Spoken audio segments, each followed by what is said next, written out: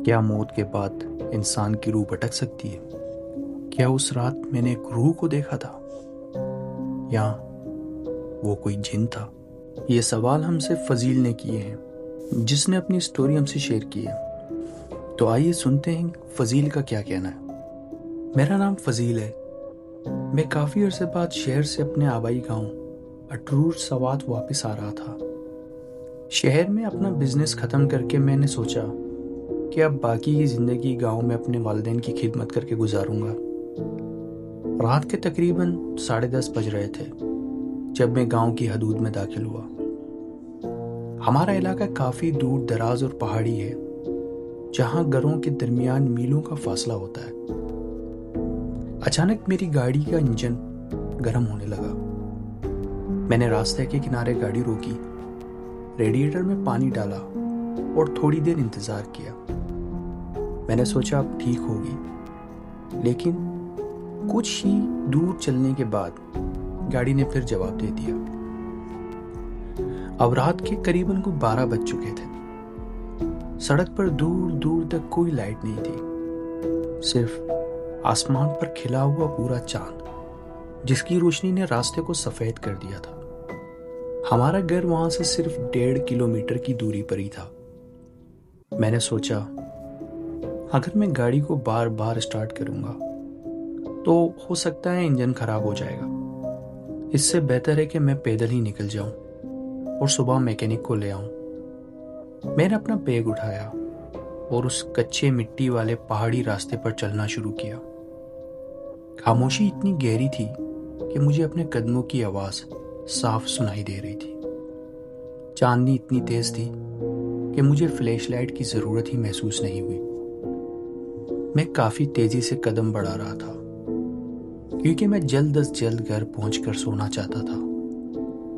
तकरीबन आधा रास्ता तय करने के बाद मैं अपने एक पुराने पड़ोसी के घर के ड्राइववे के पास पहुंचा। वहां रास्ते के किनारे एक पुरानी लकड़ी की बाड़ लगी हुई है। अचानक मेरी लेफ्ट साइड से मुझे कंकरियों पर कदमों की आवाज आई। मेरा दिल तेजी से धड़कने लगा, लेकिन मेरा पहला ख्याल यही था कि शायद कोई पड़ोसी है जिसने मुझे इतनी रात को सड़क पर देखकर चोर समझा या कोई मशकूक शख्स समझा। मैं तवक्को कर रहा था कि अभी कोई फ्लैशलाइट मेरी आंखों में मारेगा या कोई सवाल करेगा, लेकिन जब मैंने साइड पर देखा तो मेरे होश उड़ गए। ड्राइववे से निकलकर एक शख्स सीधा सड़क पर मेरी तरफ आ रहा था, लेकिन उसके जिस्म की कोई ठोस शक्ल नहीं थी। वो बिल्कुल ट्रांसपेरेंट, जैसे उसके आर पार देखा जा सकता हो। लेकिन जैसे ही वो मेरे करीब आया, उसकी शक्ल साफ होने लगी। वो तकरीबन मेरे जितना ही लंबा था, थोड़ा भरा हुआ जिस्म और सफेद कलर के कपड़े पहने थे। उसके बाल थोड़े लंबे थे। वो मुझसे मुश्किल से 30 फीट दूर था। न जाने क्यों उसे देख के दिल में खौफ सा आने लगा। मैंने अपने कदम तेज किए, पर वो भी मेरे साथ साथ चलने लगा। मैंने महसूस किया कि वो मुझे नुकसान तो नहीं पहुंचा रहा, बस मेरे साथ चल रहा है। वो करीबन 2 मिनट तक मेरे साथ बराबर चलता रहा। मैं उसके जिस्म के पार पीछे लगे दरख्तों को साफ देख सकता था। जैसे मैंने बताया कि उसकी कोई ठोस शक्ल नहीं थी। जब हम उस लकड़ी की बार के पास पहुंचे, वो शख्स अचानक वहीं रुक गया।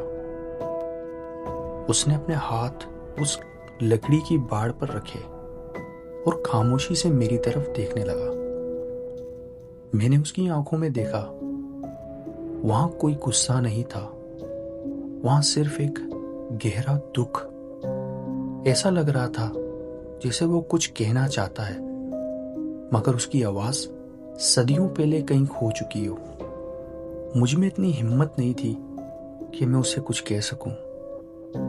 मैंने फौरन अपना रुख बदला और सीधा अपने घर की तरफ भागा। मैं जब घर पहुंचा तो मैं पसीने में तर हो चुका था।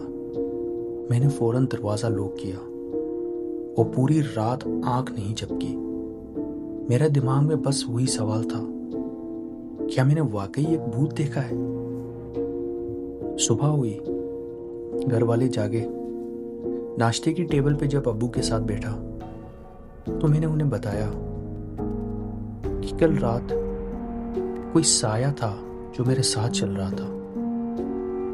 अब्बू ने एक ठंडी सांस ली और उन्होंने कहा कि क्या तुमने उस पड़ोसी के घर के पास देखा? मैंने कहा हाँ, बिल्कुल वहीं देखा। फिर अब्बू ने बताया कि तुम्हारे शहर जाने के 2-3 महीने बाद वहां कोई नया रहने आया था। वो एक अकेला शख्स था। वो काफी अकेला रहता था। एक रात उसने उसी घर में खुदकुशी कर ली थी। लोग कहते हैं कि मरने से पहले वो घंटों उसी लकड़ी की बाड़ पर हाथ रखकर रास्ते को देखता रहता था। शायद किसी के आने का इंतजार करता था। ये सुनते ही मेरा वहम और शक दूर हो गया कि मैंने वाकई किसी को देखा था। लेकिन मेरा सवाल अब भी यही है कि अगर वो कोई जिन है तो उसने मुझे नुकसान क्यों नहीं पहुंचाया? और क्या वाकई रूह इंसान के मरने के बाद भटकती है? जी, तो ये थी फजील की स्टोरी। कहानी पसंद आए सब्सक्राइब लाइक ज़रूर करें और कमेंट में बताइएगा अगर कोई बेहतरी हो सकती है। मिलते हैं अगली कहानी तक। अपना ख्याल रखिए। खुदा हाफिज।